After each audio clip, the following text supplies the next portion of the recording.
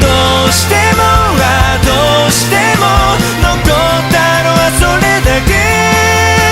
ご褒美は大丈夫だよ、ここに掴みに来たんだ。雨の日も強い風の日でも偶然と普通を積み重ねて、これがいつかどこにもない奇跡に変わるように。貫